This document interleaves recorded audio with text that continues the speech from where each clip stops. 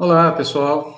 Estamos aqui hoje em plena segunda-feira, começando aqui uma live. É a primeira vez que eu faço uma live segunda-feira, fazendo aqui para tratar de um tema que, segundo a nossa candidata, é um tema que as pessoas geralmente correm desse assunto, mas é um assunto muito importante, gente. Eu brinquei logo no início, postando, né, nas redes sociais, que é um assunto que interessa a todo mundo que está vivo. E por que interessa a todo mundo que está vivo? Porque a gente está falando de finanças públicas e todo mundo precisa estar atento a esse tema. Os candidatos, as pessoas que vão gerir os municípios, eles têm que estar muito atentos a toda essa situação. E a gente sabe que o momento que a gente vive, né, no Brasil, ele é um momento delicado em termos de finanças. E nós estamos aqui trazendo uma pessoa que é especialista nessa área. A Fabiana é mestre e lida diretamente com essas questões. E eu gostaria aqui de passar a palavra para ela poder se apresentar, fazer aqui de uma maneira bem breve. Boa tarde, Fabiana, seja muito bem-vinda. Boa tarde, doutor Clóvis, como vai? Tudo bem? Agradeço ao convite aí, de estar falando um pouquinho sobre finanças públicas, né, gestão pública, e passando uma orientação em geral aí para os possíveis candidatos a prefeito, os atuais candidatos a prefeito também, que tem que terminar o mandato, e bem como eleitor e todo e qualquer interessado aí sobre o assunto, né? Eu acho que esse assunto, por mais que é um pouquinho técnico e não tão agradável aí para a maioria das pessoas, mas é o que eu chamo de educação fiscal, tá? Eu acredito que a maioria das pessoas, se tivesse o mínimo aí de educação fiscal, o nosso país seria muito diferente, pelo fato do cidadão entender o poder que ele tem, não só frente ao orçamento público, a opinião que ele pode passar, transmitir, né, para os políticos, para os eleitos, mas também essa contribuição que pode estar na sociedade como um todo, né? Um instrumento, é o que a gente chama de controle social, né? Todo e qualquer cidadão, ele é um agente de controle social. Tá certo.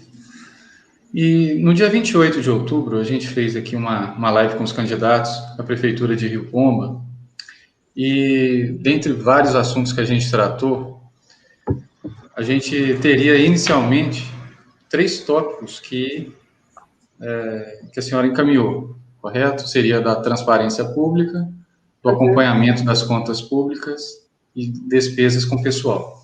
Lá na hora era impossível tratar de todos esses temas, até porque a gente tinha outros assuntos, e é exatamente por serem tópicos tão importantes é que a gente está fazendo essa live exclusivamente para poder aprofundar um pouco esses temas. Em relação à transparência pública, o que a senhora teria para orientar os candidatos, aqueles que forem assumir os municípios em 2021? Bom, referente à transparência pública, a orientação é que todo e qualquer gestor público, né, o chefe do Poder Executivo, seja ele municipal, estadual ou federal, ele tem que cumprir algumas leis que começaram pela Lei de Responsabilidade Fiscal, que é a lei que trouxe aí um controle, uma gestão maior de recursos públicos, ensinando questões básicas aí para o gestor que, olha, você só pode gastar aquilo que você arrecada, como a gente faz na casa da gente, né? A gente só gasta o que a gente tem de salário. Se ultrapassar isso, o que vai acontecer? A gente vai se endividar, né? A gente vai entrar num processo aí de endividamento. É o que acontece aí com as prefeituras, né? As prefeituras que mais gastam do que arrecadam, acaba tendo dívidas, acaba gerando o que a gente vai ouvir falar muito daqui a pouquinho, viu, doutor Clóvis, que é a questão de restos a pagar. Quando os prefeitos tomarem posse, eles vão fazer o processo de transição de contas, né, que é natural que se faça isso. A gestão atual passe orientações ao eleito referente à situação do município, e muitos vão ter aí os restos a pagar, né, que nada mais é do que todo todo histórico aí de contas ainda que tem que pagar, que na verdade não foi nem uma situação que foi proposital do atual gestor. Na verdade, é a própria manutenção da máquina pública, todos os processos de pagamento de contrato e de despesa fixa e variável que existe dentro do órgão público, né? Então, a lei de responsabilidade fiscal fala isso, de todo esse controle, e um dos tópicos é a transparência pública, que a transparência pública, o gestor, ele tem que fazer a divulgação das contas públicas. Então, quando eu fiz essa pergunta aí para os candidatos do município de Rio Pombas, seria mais ou menos o seguinte, né? Existe a lei da transparência, o senhor vai cumprir a lei da transparência, né? Fazendo as audiências públicas, divulgando as contas públicas, mas fazendo de um jeito que atraia o munícipe, né? Que atraia o cidadão a ter essa participação, porque de nada adianta colocar um relatório contábil e esse relatório contábil aí, ele é enigmático, né? São códigos, são números, são termos que somente quem tem a vivência de contabilidade pública, de execução orçamentária, que vai saber o que é isso. Ou, às vezes, até tem a vivência, eu preciso ter um código do meu lado para me consultar o que são aqueles códigos, tá? E isso daí a gente fala que é uma transparência, mas não é uma transparência, assim, legítima, porque você está divulgando as contas, porém você está inibindo a participação social, porque as pessoas não têm o que eu falei no início, que é a tal da educação fiscal. Se eu não tenho educação fiscal, se eu não sei o que é um orçamento, se eu não conheço uma classificação orçamentária, se eu não conheço as codificações da Receita, como que eu vou conseguir entender um balancete que ele está cheio de códigos? Então, sim, o prefeito eleito, ele precisa divulgar, mas ele precisa divulgar de uma forma didática, de uma forma em que o cidadão ele consiga interpretar os dados, o próprio sindicato consiga entender onde está sendo realizado esses gastos, para depois cobrar, olha, está se gastando muito nisso, existe mesmo essa necessidade, sendo que o nosso servidor, ele está passando por um momento difícil e talvez essa despesa aí poderia não ter sido realizada e sim ter sido convertida para a classe aí dos servidores. Então, é tipo de análise, doutor Clóvis, que a gente só consegue fazer se realmente a gente entra a fundo e se o portal da transparência ele tiver essa clareza, né, não se precisa contratar uma auditoria, não se precisa ter ninguém que seja mestre em contabilidade para conseguir ter essa interpretação. Então, isso que eu quis dizer aos candidatos, né, a transparência, ela tem que atrair o cidadão para dentro da prefeitura. Ele não precisa estar dentro, mas ele pode clicar lá no site do Rio Pomba e saber tudo que está acontecendo aí no município. Então, é mais ou menos nesse sentido. Ok, então, lembrando aqui, gente, porque os pontos que nós colocamos na live do dia 28, eles tinham a ver com o que os participantes indicaram. Então, no caso do ponto das finanças públicas, foi a Fabiana, né, teve na parte da instituição, foi o Cosme, e na parte de segurança do trabalho, o doutor Paulo Leal. Em relação, então já falamos aí, então, no caso, já falou sobre transparência pública, acompanhamento das contas públicas, né, e nós temos a questão da despesa com pessoal. Isso. A despesa com o pessoal foi no sentido também de deixar bem claro, né, o cálculo da despesa com o pessoal, a composição dessas fórmulas, os pagamentos dos salários e dos encargos, né, se estão acontecendo de forma correta. E eu vou dar um exemplo, a gente tem, além da questão da despesa de pessoal, por exemplo, a gente tem aplicação na saúde, na educação, no Fundeb. Muitas vezes os órgãos, eles estão pagando salário, mas eles estão pagando salário em cargos numa rubrica incorreta. Por esse motivo, acaba trazendo glosas, né, por parte do Tribunal de Contas, em receitas, em despesas do ensino, em despesa do Fundeb. O próprio Conselho do Ensino, né, o próprio Conselho do Fundeb, analisa e verifica que existe alguns pontos divergentes, irregulares aí nessa aplicação. Então, seria no sentido, assim, dessa despesa com o pessoal, ter um cálculo mais aberto, né, um cálculo mais detalhado, para fácil entendimento, talvez do cidadão, mas principalmente do sindicato, E também essa despesa com o pessoal trabalhar de uma forma, assim, eu lembro que eu coloquei na questão alguns comentários, que seria no sentido, assim, a gente sabe que existe despesa com o pessoal, que são os servidores eletivos, né, os concursados, e os servidores de comissão, que, teoricamente, na maioria dos órgãos, são os que têm maiores salários, né? Então, o que eu queria questionar para o candidato, também referente à despesa com o pessoal, é se existe a possibilidade de nomear esses servidores concursados para cargos comissionados, né? Dando a esses servidores maiores oportunidades de aprendizado, maiores oportunidades de exercer funções de responsabilidade e logo uma economia de salário para não contratar uma pessoa do zero para ser a comissão, mas também para dar um aumento para aquele servidor de carreira, por exemplo, ao contador, chamar ele para um cargo de secretário, tá? De finanças, alguma coisa nesse sentido. Então, vai ter um acréscimo no salário dele, não um novo salário, que isso vai onerar a despesa com o pessoal. É isso que às vezes, a gente orienta o candidato, né, o possível eleito também, para ter esse tipo de pensamento, para tentar diminuir o gasto com a despesa com o pessoal. Certo. Bom, a gente sabe que o momento atual ele é muito delicado, né?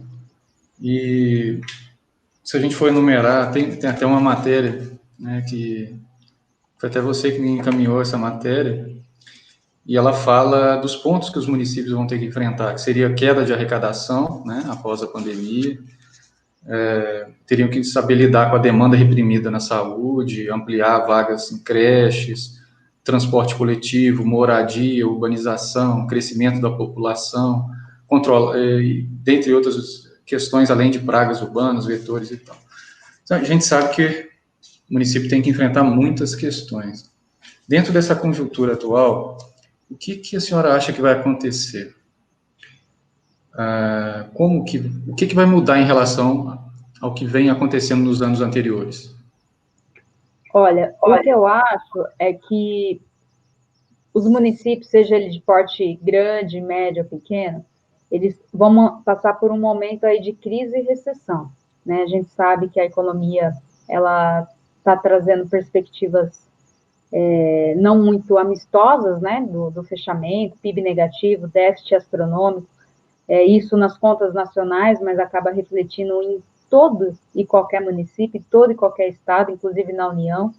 E o prefeito eleito ele vai ter esse desafio aí de conseguir, de ter que conseguir administrar as baixas arrecadações, as arrecadações que eu digo própria, né, IPTU, ISS, TBI, mas também as próprias transferências aí do Estado e da União que vão continuar num patamar aí conservador, né?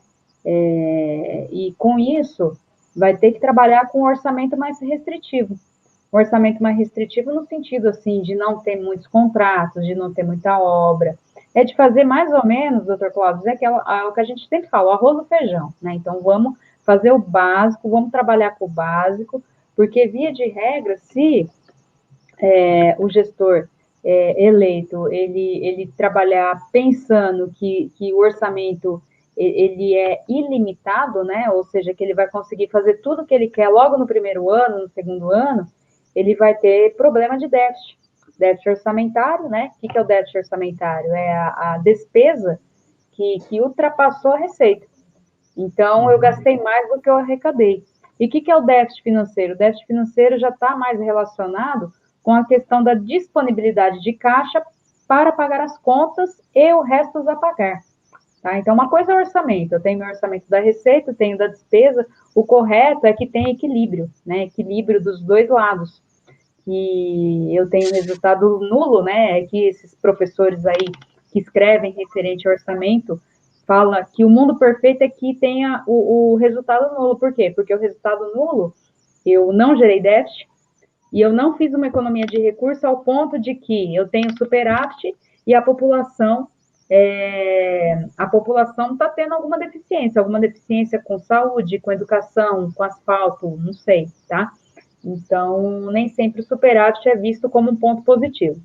Nesse caso, o gestor, ele vai ter que trabalhar com essas quedas de arrecadação e com a continuidade do gasto. Por quê? Porque a gente não sabe o que vai acontecer até terminar a pandemia, quais impactos que vão continuar tendo nos municípios, e a gente não sabe ainda como que vai ser o pós-pandemia. Esse pós-pandemia, eu nem falo que é o novo normal, que o pessoal vive falando por aí, que é a nossa vida, né?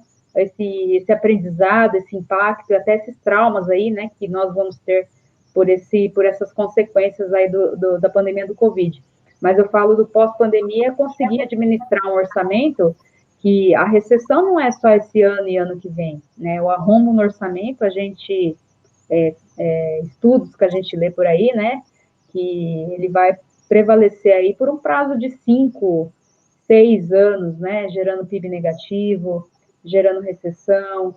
Então, eu posso dizer que talvez esse mandato, ele não vai conseguir ter grandes façanhas, porque por mais que acabe a pandemia ano que vem, se Deus quiser que chegue a vacina, que todo mundo tenha aí esse benefício, claro, pelo SUS, né, é o que a gente está esperando, mas ainda as pessoas terão que pagar a conta, tá? Tudo que foi feito da reforma de previdência, da economia, tudo que foi feito aí do orçamento de guerra, tudo isso acabou tendo uma lacuna muito grande pelo fato desses gastos aí do Covid, e que a gente sabe que chegou de forma avassaladora na maioria dos municípios e que os prefeitos tiveram que correr porque era a saúde da população, né, que estava aí em jogo. E com isso conseguir dar uma educação de qualidade, conseguir dar uma medicação de qualidade, não só no Covid, mas também em outras doenças, porque continuam os problemas de saúde na população, e tudo isso, doutor Cláudio, vai ser impactado no orçamento, né? Então, como que é o orçamento do ano que vem de Rio Pomba? Será que o pessoal já está pensando nisso, né? Em atender tudo isso, em conseguir trazer essas perspectivas que o gestor ele vai conseguir cumprir todas as regras, todas as leis aí, impactos do orçamento, mas também essas questões sociais, que é o que a população espera. A população ela não quer passar necessidade, né? Principalmente a mais carente. Ela quer que o órgão público ajude ela, a prefeitura ajude ela a ter condição melhor de vida. É mais ou menos nesse sentido.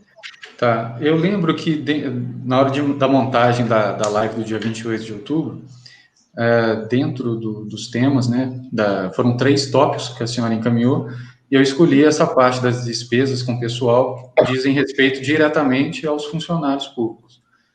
E a gente estava conversando exatamente sobre esse problema, porque a gente sabe que existe uma restrição legal à concessão do aumento, né, por lei federal, e a saída que os municípios ter seria trabalhar em cima do cartão alimentação. Aqui a gente já tem o cartão alimentação, ele pode ser ampliado, implementado, né? Implementar um reajuste em cima do cartão alimentação. Seria essa mesma alternativa que o município tem? Seria essa alternativa que, no caso, os funcionários devem buscar? Olha, eu acho que é importante o prefeito eleito, primeira coisa, fazer uma auditoria na folha de pagamento, né? A gente fala auditoria não no sentido assim, eu faço muita auditoria e eu vejo que o pessoal tem um pouco de preconceito, sabe, doutor Clóvis, que acha que a auditoria tem alguma coisa errada. Mas a auditoria não tem nada de errado, na verdade ele vai tomar conhecimento como que é a composição da folha de pagamento dele. Então ele vai abrir a folha de pagamento, ele vai verificar como que está alocado cada funcionário, o que tem de benefício direto e indireto, se realmente essa atribuição e essa alocação desses benefícios estão corretos. Trabalhar com as rubricas variáveis da folha de pagamento de hora extra, né? Será que a concessão de hora extra está sendo feita de forma correta e de forma justa ao ponto, né, de o servidor que está trabalhando está recebendo, ou está tendo algum vício de concessão de folha de pagamento? Então, tudo isso que eu falo é entender a composição da folha de pagamento, fazer uma varredura de todas as rubricas e trabalhar no sentido, olha, o que a gente pode mudar para melhorar? Tá, então tá bom, porque talvez, dependendo, exista alguns problemas de alocações de descontos, alocações de proventos, e nisso o prefeito eleito ele já vai fazer essa organização desse cálculo, tá? Quanto a benefícios extra folha de pagamento, a gente tem o cartão alimentação, que pode ser melhorado, claro, porque não acaba entrando no cálculo da despesa com o pessoal. A gente pode ter concessões de algum outro benefício, igual a gente estava conversando anteriormente, né? No dia 28, né? Na entrevista do dia 28, que seria o caso de concessão de uniformes. Então, acaba sendo, como eu vou dizer, alguma economia. O servidor ele vai deixar de gastar, ele não vai estar vendo isso refletindo mês a mês na conta dele. Eu não vou estar recebendo R$ 50 a mais de uma roupa, por exemplo, mas eu estou deixando de gastar numa roupa, eu estou deixando de gastar do meu dinheiro, do meu salário para comprar mercado, eu estou tendo um cartão alimentação, uma cesta básica, alguma coisa nesse sentido, e até questões indiretas, talvez, fornecer café da manhã, sabe, esse tipo de coisa, fornecer, às vezes, alguma alimentação, alguma refeição para aqueles servidores que trabalham mais com obra, que trabalham mais com a questão do serviço mais insalubre. Então, tudo isso são situações que o servidor ele não está vendo na conta bancária dele, mas ele deixa de gastar no mercadinho, ele deixa de gastar na padaria. Então, no final do mês, colocando na ponta do papel, quanto que a gente gasta de pãozinho no final do mês, né, doutor Clóvis? Então, seria mais ou menos isso, tá? Na verdade, não tem muito o que fazer, então, é mais em cima disso mesmo, né? Melhor, no caso de Rio Pombo, que já tem o cartão alimentação, melhorar o cartão alimentação seria uma das saídas aqui. Exatamente. E é claro que ele só vai conseguir melhorar pelo fato de ter um orçamento restritivo, se ele conseguir trabalhar com o orçamento dele e deixar de gastar, porque também do jeito que está, igual eu falei, a situação da economia, a promessa de vou melhorar, e de onde vai vir essa receita, dependendo, vai impedir, vai engessar o prefeito a fazer isso. Não porque ele não quer, mas é porque a gente tem a tal da lei de responsabilidade fiscal que proíbe déficit.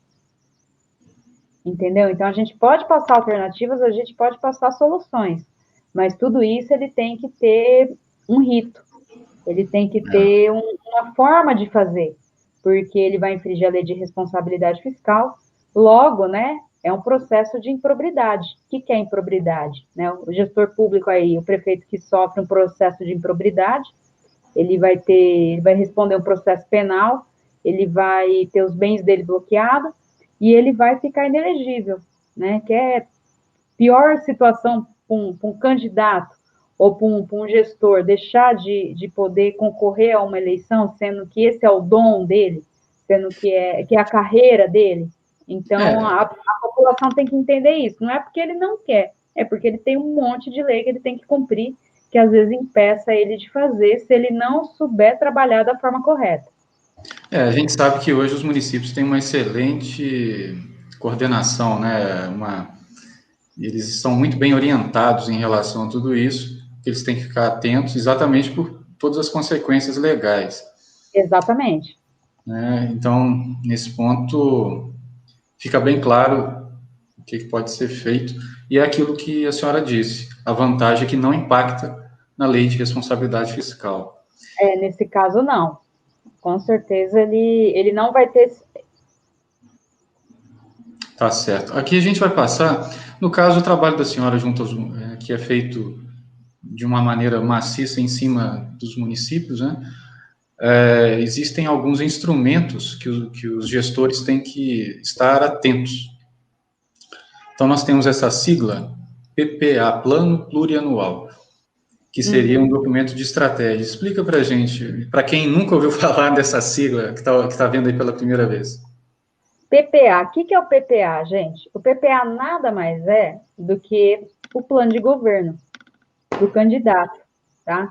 Então, uma pessoa para ser candidata a prefeito de Rio Pombo ou de qualquer outra cidade do Brasil, ele precisa, um dos documentos que o TSE pede é o plano de governo, ou seja, o que ele vai fazer se ele for eleito.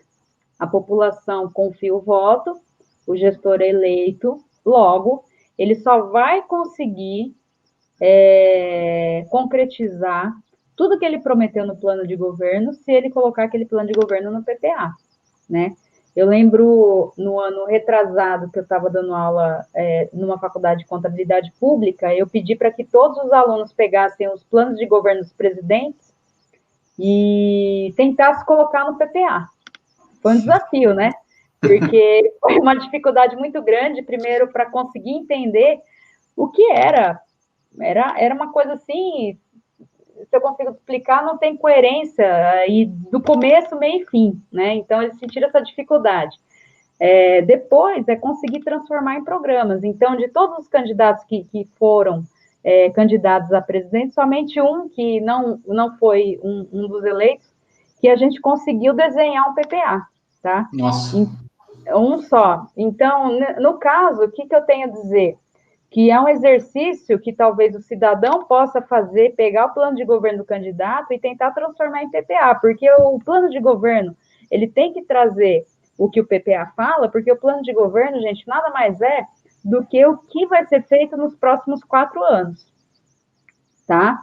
Então, o candidato, o novo prefeito, ele vai assumir a prefeitura dia 1º de janeiro de 2021, ele vai herdar o último ano do PPA do prefeito que saiu. Por que isso? Porque quando a lei criou o PPA, ela não quis criar um plano plurianual a médio prazo, um planejamento a médio prazo, que tivesse a conotação partidária, né? Ou seja, olha, se o candidato que entrou é totalmente inimigo do candidato que saiu, ele vai deixar de cumprir aquele programa, ele vai deixar pessoas passando necessidade, ou pessoas que, teoricamente, não vão receber, não vão ter mais benefício de recurso público, pelo fato que quem criou aquele recurso público era algum inimigo político. Então, não. O PPA é uma peça técnica, ele diz o que o gestor vai fazer nos próximos 4 anos, e ele quebra esse 1 ano, que esse 1 ano nada mais é do que um que entrou com o outro que saiu, que ele vai ter que continuar as políticas públicas. O que ele vai fazer? Ele mudar o nome, mudar a meta, mudar o programa. Então, colocar a característica daquele novo governo, mas, claro, tomando muito cuidado para não utilizar o PPA para fins pessoal, porque isso daí também é improbidade. Então, colocar algum nome que faça referência ao nome, algum nome de programa que faça referência ao partido, à cor do partido, ao nome, alguma característica do candidato, tudo isso acaba dando processo de improbidade, e tudo que foi realizado nesse gasto é irregular, tá? Então, o PPA é mais ou menos isso. Então, é bem o que o senhor escreveu, doutor Clóvis, é um documento de estratégia. É um documento, assim, que depois que ele é criado e aprovado na Câmara Municipal, o cidadão ele pode conseguir interpretar como que vai ser a cidade nos próximos 4 anos. E um último ponto que eu quero lembrar sobre o PPA, que a Lei de Responsabilidade Fiscal obriga a audiência pública do PPA. O que é essa audiência pública do PPA? O prefeito ele vai levar o PPA dele na Câmara dos Vereadores, e os vereadores, eles vão, o prefeito, junto com uma sessão de audiência pública, junto com os vereadores, eles vão explicar o que é aquele PPA, e a população pode opinar. Talvez o prefeito ele fala assim, olha, eu vou construir creches, mas aí a população fala, não, a gente não precisa de creche, a gente precisa de um posto de saúde, tá? Ou a gente não precisa construir escola, mas a gente precisa de uma merenda de melhor qualidade, porque, na verdade, quem sabe da necessidade de alocação de recurso é a própria população. Então, por isso que talvez, se todo mundo conseguisse entender um pouco essa dinâmica do orçamento, de PPA, e participar e solicitar realmente o que é importante, isso daí acabaria gerando um resultado muito melhor de gastar correto. Né? Gastar vai gastar, o orçamento sempre é gasto, mas a questão é gastar de forma eficiente. Então, isso que é o mais importante. Beleza. Muito bem, lembrando isso aí, a necessidade do acompanhamento. A sociedade, como um todo, ela tem que ter essa preocupação. E aquilo que a senhora falou no início, não existe educação voltada para isso. Né? O outro instrumento é a LDO, que é a Lei de Diretrizes Orçamentárias. Ela cria um plano para o ano seguinte. Exato. Eu falo que a LDO nada mais é do que uma peneira. É uma peneira no sentido que ela vai pegar um pedacinho do PPA e ela vai confirmar se esse pedacinho do PPA ele vai ser realizado ou não no ano seguinte. tá? Então, nesse caso, vamos supor agora, né, 2020, quando você fez a LDO, que vale para 2021, porque sempre é feito de um ano para o outro, pelo princípio da anterioridade, a Constituição criou dessa forma, por quê? Porque a população, ela precisa entender que está na lei orçamentária, não só pelo fato dos gastos, mas, por exemplo, o tributo, né? Se aumentar o tributo, se aumentar o IPTU, o ISS, o ITBI, a população, ela precisa saber, olha, eu estou pagando R$ 100 no meu IPTU, ano que vem eu vou pagar 150.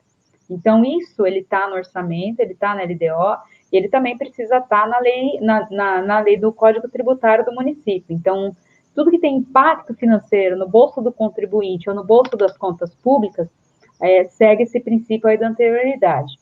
No caso da LDO, ela vai confirmar ou não o que vai ser feito, porque o que pode acontecer, por exemplo, nessa época do Covid, o prefeito ele falou assim, olha, no ano de 2021, eu vou construir 3 escolas. Só que aí, essas 3 escolas viriam de recursos oriundos do Estado, da União, que seriam o que a gente chama de convênio, tá? Recursos que vêm de outros órgãos. Porém, no caso, bloqueou um pouco recursos para outras finalidades que não de Covid, pelo fato da necessidade aí dessa questão sanitária. Então, a LDO ela vai fazer esse crivo, ela vai dizer, olha, não será realizado essa construção dessas escolas, e eu vou mudar o direcionamento do meu recurso porque surgiu uma nova prioridade. Então, ela meio que faz esse fluxo, ela peneira o que vai acontecer, e aí ela confirma ou não no orçamento. Por isso que chama, doutor Clóvis, lei de diretrizes orçamentárias, porque ela já dá a diretriz para o orçamento. E é o orçamento que realmente se materializa o que vai ser feito ou não. Muito bem. Quem quiser, tiver alguma dúvida, encaminha aí, gente, mas lembrando que vai ficar disponível para quem quiser assistir depois. Tá bom? Nós vamos falar aqui sobre LOA, Lei Orçamentária Anual. Seria o próprio orçamento. E é isso, professor? É isso mesmo, né? Da forma que eu expliquei, o PPA ele é o plano de governo, um prazo de médio a longo prazo, 4 anos. A LDO ela faz esse filtro do que vai acontecer no próximo ano, baseado no PPA já pré-existente. E a lei orçamentária anual é onde a gente consegue enxergar as rubricas analíticas da receita, as rubricas analíticas das despesas, de que forma que foi estabelecido esses valores e como que vai ser realizado esse gasto, tá? Lembrando que a lei orçamentária, ela é muito importante, todas essas leis, PPA e LOA têm audiência pública, e o importante da lei orçamentária não é só aprová-la, o importante é acompanhar. Por quê? Porque acompanhando a lei orçamentária, a gente vai conseguir entender se o orçamento ele é mera peça de ficção, ou seja, foi aprovado pela Câmara dos Vereadores de uma forma, e o gestor ele está utilizando o orçamento de outra forma. Por quê? Porque existe uma lei, que é o que a gente chama de Lei de Finanças Públicas, que é a Lei 4.320, que diz o seguinte, que existem artifícios de alterações orçamentárias. Ou seja, o prefeito ele falou assim, olha, eu vou construir uma escola. Aí, em vez de construir uma escola, foi aprovado no PPA, na LDO e na LOA, mas eu estou pensando em fazer uma contratação de terceirização de lixo, não sei, alguma coisa nesse sentido, uma coisa que não tem nada a ver com o que foi aprovado. Mediante alterações orçamentárias, ele faz esse remanejamento. Então, ou seja, o Poder Executivo, a população fez audiência pública, opinou e sacramentou essas 3 peças de planejamento, o Poder Legislativo aprovou, o Poder Executivo vetou e sancionou, né? Porém, na hora que acontece a execução orçamentária, existem esses dispositivos legais que você consegue alterar e manipular todas essas regras que foram aprovadas anteriormente. Tá? Então, por isso que é muito importante acompanhar. E isso vem da onde? Daquela primeira questão que eu falei logo no início da nossa live, que é o quê? Do portal da transparência. Se tiver tudo no portal da transparência, da forma em que o controle social, que a população consiga entender, realmente é importante que se faça esse acompanhamento, tá? Senão o orçamento, ele vira, infelizmente, o que acontece na maioria dos municípios que eu trabalho, que é uma peça de ficção, né? Acaba sendo um teatro, e se a gente for ver um desperdício público muito grande, tudo que tem que ser feito, para depois não ser realizado. né? Muito bonito no papel, mas na prática as pessoas não acompanham. Infelizmente. Hoje, gente, vai ser uma live assim mais objetiva, né? Porque a intenção é passar o recado para as pessoas que tiverem interesse. Vou passar aqui para as considerações finais da professora. E qual o recado que a senhora deixaria para os gestores e também para os funcionários? Lembrando que nós estamos, né, realmente num momento muito delicado, que a gente vai ter que lidar com estratégias diferentes, como a senhora já mencionou, e nós estaremos atentos a isso aqui na cidade de Rio Pomba, dentro do diálogo que foi prometido por ambos os candidatos, né? E a gente pretende que essa interação seja tranquila, mas dentro do bom senso, né? Buscando, no meu caso, como procurador jurídico dos servidores, buscando o interesse dos servidores, mas respeitando, obviamente, as limitações que o próprio orçamento possui. Quais seriam as considerações que a senhora faria? Então, o que eu oriento os candidatos, né, e também a população, e o próprio sindicato, é no seguinte sentido.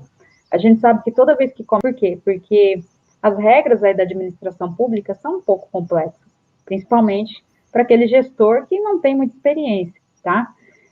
Então, o que eu peço, assim, é que quem entre tenha humildade para ouvir os servidores de carreira, porque eles são, eu digo que o servidor de carreira concursado é a base do conhecimento, é quem tem todo o histórico, às vezes não só no sistema, no arquivo aí, no HD, mas na cabeça. Tem muita gente que sabe tudo de cabeça, nomes, dados, códigos, valorizar o servidor nesse sentido, porque o servidor, ele é o braço direito aí de qualquer prefeito, de qualquer secretário ou secretária que assuma esses cargos. E um recado também que eu quero dar para a população e também para o sindicato, que o mandato ele não começa no dia 1º de janeiro. O mandato ele começa, na verdade, a partir do momento que tem eleição, que sacramente o vencedor ou a vencedora, e que aí já começa uma etapa que a gente chama de transição de mandato. Essa transição de mandato, doutor Clóvis, ela infelizmente, é o que a gente discute por aí, não tem uma lei federal que diz, olha, é obrigatória a transição de mandato, porque o certo seria. Porque aí o gestor, é que agora a gente está num período, já era para ter eleito, né? Se fosse pela lógica, né? Aí teria quase 2 meses e meio para fazer a transição. Mas no caso, como será dia 16, né? Daqui 2 semanas, exatamente 2 semanas, né? Dia 15. Salvo engano, é dia 15, né? Dia 15. Não, dia 15 é eleição, mas dia 16, teoricamente, poderia estar começando a transição de mandato, né? Seria numa segunda-feira. Nós estamos numa segunda-feira. Então, o certo seria, assim que foi eleito no dia 15, no próximo dia útil, já acabou as comemorações e já começa a trabalhar, porque vai ter 1 mês e meio para o novo eleito tomar a situação de como está a prefeitura, já pensar como que vai ser o PPA, já começar a trabalhar articulando as pessoas, verificar se vai precisar de um apoio externo, né? Algum curso, alguma assessoria, alguma orientação, porque talvez tem muita coisa nova que está acontecendo. Vai ter que também ter mais ou menos uma noção do que vai fazer de imediato, porque talvez tenha muito contrato, doutor Clóvis, que vai vencer na primeira semana de janeiro. E aí? Tá? Então, pegar a relação desses contratos. Pode ser que tenha muito convênio que vai vencer o prazo de prestação de contas já na segunda semana de janeiro. Então, esse processo de transição, ele já vai começar a inteirar a equipe do novo eleito a como que tem que ser feito o trabalho e quem vai fazer o trabalho, porque talvez ele convide uma pessoa e essa pessoa começa a tomar o pé da situação e não se familiarize com a questão da gestão pública e não queira assumir. Então, isso ele já vai ter essa resposta, esse feedback, logo no período de transição. E isso é um pouco moroso, por isso que eu falo, vai ser um pouco prejudicial esse processo de transição, porque a gente só vai ter 1 mês e meio. O certo era 2 meses e meio, porque vai precisar de muita documentação, vai precisar de reuniões, via de regra, a gente orienta, quando eu trabalho fazendo essas transições, a gente orienta que faça uma ata, a gente orienta que coloque no portal da transparência. Por quê? Porque todo mundo tem que acompanhar como que é esse processo. Então, assim, o que eu quero dizer é que os eleitos já comecem a trabalhar, porque, via de regra, o desafio é grande, o trabalho vai ser árduo, mais árduo do que nas gestões anteriores, dos prefeitos anteriores que a gente vem acompanhando, porque a gente tem uma população aí que tem problema de saúde, da Covid, da educação nessa nova metodologia, do ensino à distância, se vai continuar ou não, dos riscos de voltar a uma educação presencial, da creche, da questão da informática. Então, tudo isso tem que ser levado em conta, tá? Então, mas, Fabiana, isso influencia nas contas públicas? Influencia, porque vai envolver novas ações de gasto, vai envolver auditar e verificar esses gastos, para ver se realmente é necessário, pelo fato de ter que cumprir vários novos desafios. E lembrando que o prefeito ele é eleito, mas ele tem aí 4 contas que ele precisa que seja aprovado, não é isso? Né? O Tribunal de Contas ele fiscaliza anualmente, né? Ele emite um relatório anual de contas, mas hoje as prestações de contas são mensais. Então, o Tribunal de Contas aí de Minas, ele tem uma remessa que é enviado mensalmente, né? Que as prefeituras e as câmaras enviam mensalmente para o Tribunal de Contas. Então, é assim como eu tivesse um auditor de contas aqui, ó, sentado do meu lado, né? Olhando tudo que está acontecendo na prefeitura e a qualquer momento o gestor, frente a alguma situação que tenha que se explicar, pode ter uma tomada de contas especial, tá? Então, esse para mim é os maiores desafios, né? Trabalhar frente a um orçamento restritivo e ter as suas contas aprovadas, porque se ele não aprovar a conta, logo ele vai ficar inelegível. Eu acredito que é um castigo muito grande, né, para o gestor público. Tenho certeza que não vai acontecer isso, que eles são muito bem orientados, mas... Esperamos. Como a live pode ser assistida por qualquer pessoa, talvez ajude algum dos demais. Eu tenho certeza que eles são bem esclarecidos e orientados. Tá certo. E para aqueles que precisam, eles vão poder contar com profissionais iguais assim, a senhora que já tem uma experiência muito grande, né? Mais de 10 anos atuando dessa forma, né? 22 anos. 22 anos. 22 anos, é bastante tempo. Tem muita experiência, né? E é isso, gente. É um tema muito delicado. Pouca gente encara um tema desse, ainda mais uma live sobre isso. Verdade. Né? Então, a gente tem aqui uma professora do outro lado, uma pessoa com mais de 20 anos de experiência. E da minha parte, gente, o que eu posso falar é que nós vamos estar atentos, olhando os interesses dos funcionários aqui da Prefeitura de Rio Comba. Ficou muito claro na live do dia 28 que os candidatos estão dispostos seja lá quem foi eleito, todos dois se comprometeram a manter esse diálogo e a gente poder acompanhar tudo isso de perto. A gente tem certeza que isso vai ser muito proveitoso para os funcionários, né? Dentro da ética, dos bons costumes, como eu sempre digo, a gente tem que procurar levar isso da maneira correta. Eu agradeço muito a presença da senhora, eu sei que, né, teve que encaixar esse horário, porque não podia ir em outro horário, a gente sabe de toda essa dificuldade, então eu valorizo muito o fato da senhora ter se disponibilizado a conversar aqui com a gente, a passar essa aula aqui para a gente também, e dedicar toda a nossa atenção aos funcionários. Mais uma vez eu agradeço a eles, e um abraço a todos, fiquem com Deus, muito obrigado mais uma vez, professora. Obrigada, doutor Cláudio, agradeço a você, ao sindicato, e eu estou à disposição. E sucesso aí para todo mundo nessa nova empreitada. É isso aí. Um abração, até mais. Tchau, tchau. Tchau, tchau.